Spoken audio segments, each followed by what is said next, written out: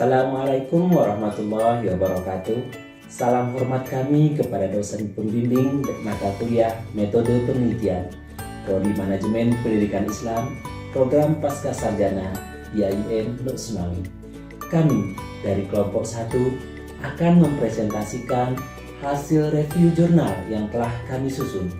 Adapun judul penelitian yang kami review adalah Profil Pendidikan Islam Non-Formal di Indonesia, Studi Kasus Surau dan Madrasah di Minangkabau, yang mana penelitian ini telah diterbitkan pada jurnal SKIP, Science and Education Publishing, volume kedua, halaman 996 sampai 1004 pada tahun 2015. Adapun penulisnya adalah M. Hafiz, Afwadi, Ika Metija Maris, dan Adrite.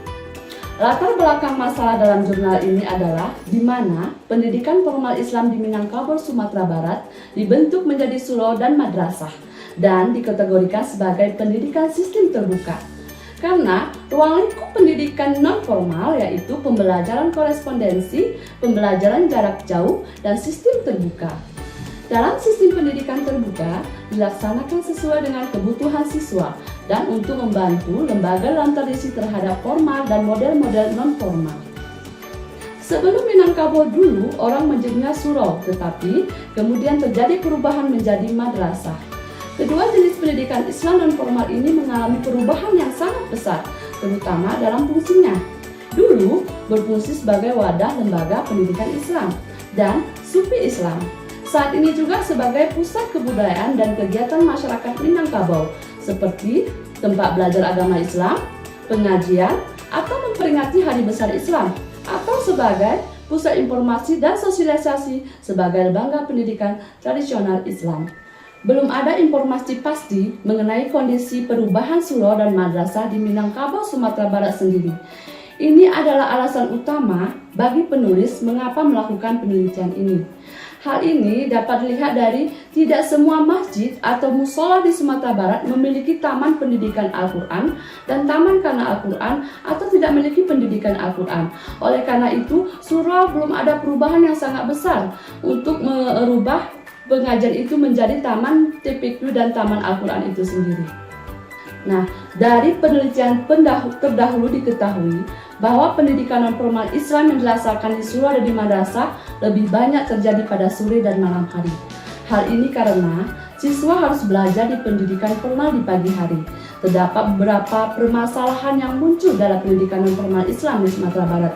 Antara lain, hanya memberikan pelajaran mengaji, guru kurang mampu karena kualifikasi tidak sesuai. Siswa tidak dituntut memiliki kompetensi tertentu.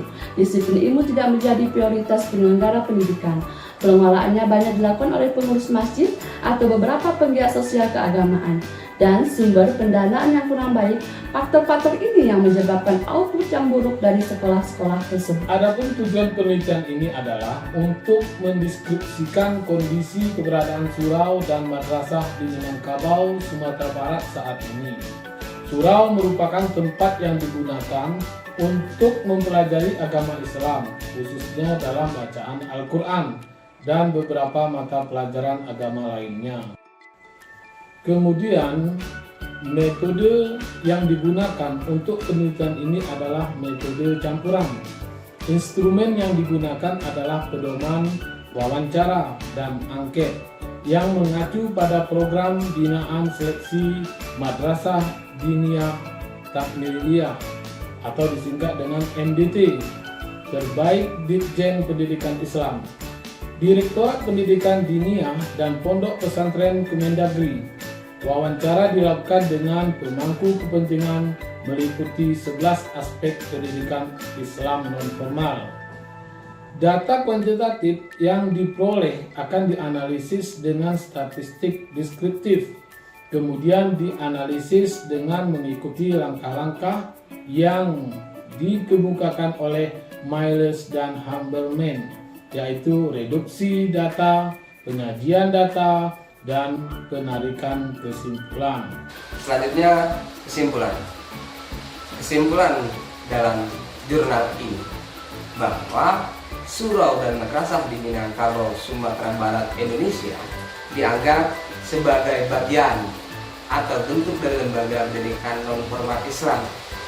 Hal ini sesuai dengan hasil penelitian yang menunjukkan bahwa profil surau dan madrasah di Minangkabau, Sumatera Barat sudah dikonversi di bawah standar pelayanan minimal yang telah ditetapkan oleh peraturan pemerintah melalui 4 standar.